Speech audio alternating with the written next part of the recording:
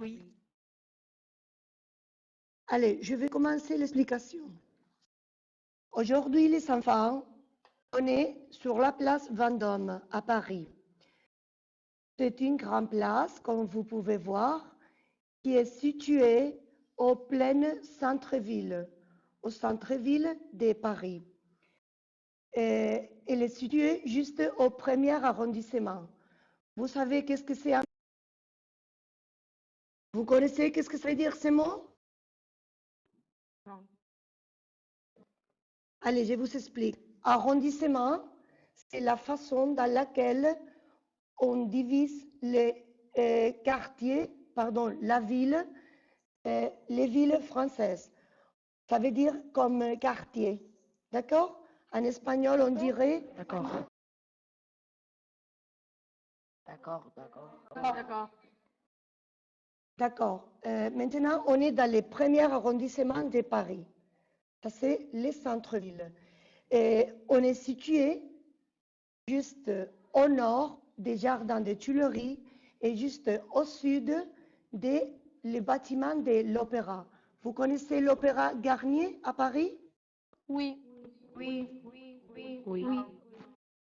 C'est quoi, Carla? Paris. Les... C'est quoi l'opéra? Qu'est-ce qu'on fait à l'opéra? C'est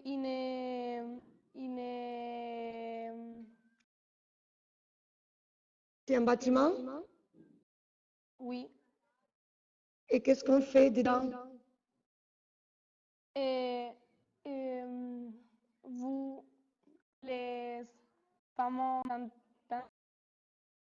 Aujourd'hui, l'Opéra Garnier, on ne l'utilise pas. C'est un monument historique. Et il y a deux bâtiments d'opéra à Paris, mais ça, c'est l'Opéra Garnier. D'accord? C'était toujours où les grands chanteurs chantaient normalement. D'accord? D'accord. Je vous explique encore, pardon. Et la place Vendôme, vous savez combien ça mesure, la place? Alejandro, plus ou moins? Non. Très rare. Je vous dis, les enfants, c'est une place avec une largeur de 124 mètres et une longueur de 213 mètres. Alors, comme vous voyez, c'est Álvaro et Jesús. Arrêtez-vous, d'accord? D'accord. Bon, je continue avec l'histoire de cette place.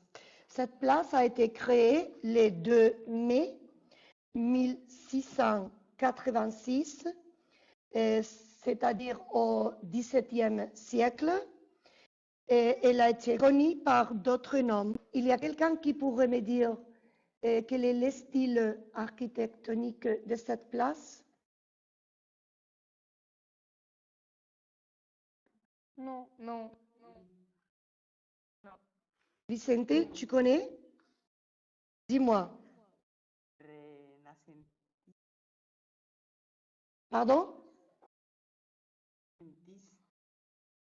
Bon, c'est une place classique, l'urbanisme classique français. C'est un style très français, d'accord? Mais c'est un style classique, complètement. Vous connaissez qui a fait cette place? Le nom de l'architecte? Vous connaissez? Non. Non. Il s'appelait Jules Hardouin Mansart. D'accord? Et comme je vous ai dit avant, c'était construit au XVIIe siècle.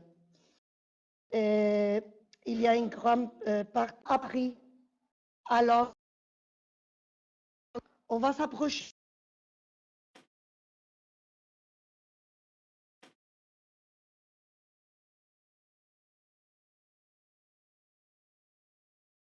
Allez, venez avec moi, les enfants.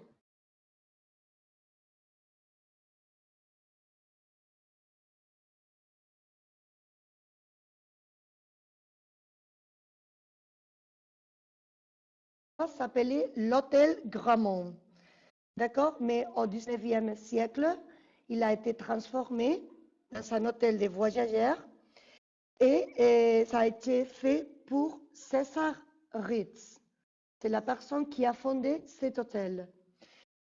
Et aujourd'hui, ça appartient à une personne très riche, le milliardaire égyptien qui s'appelle Mohamed Al-Fayed.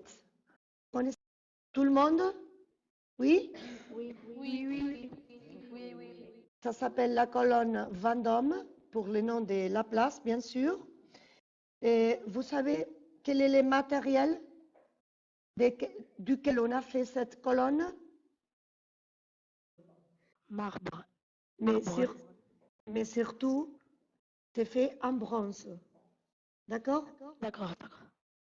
Et vous savez qu'est-ce qu'il y a dans cette colonne? C'est pourquoi là? Alejandro, tu connais l'histoire? Tu peux parler si tu veux. Les révolutions françaises. Non. Mhm. Au rez-de-chaussée, il y a les grands joailliers, les grands orfèvres, joailliers, grands artisans. Artisans, orfèvres, joailliers, ce sont des synonymes plus ou moins. Et le premier qui a été situé dans cette place a été Boucheron. D'accord? Et après, il y a aussi Cartier Bulgarie, Piaget, Rolex. Par exemple, Rolex, vous connaissez les noms de montres Rolex? Très important, Jugé. Et en 2012, en 2012, le dernier qui a été installé dans la place, c'était Vuitton. Louis Vuitton. D'accord? Ah oui, oui.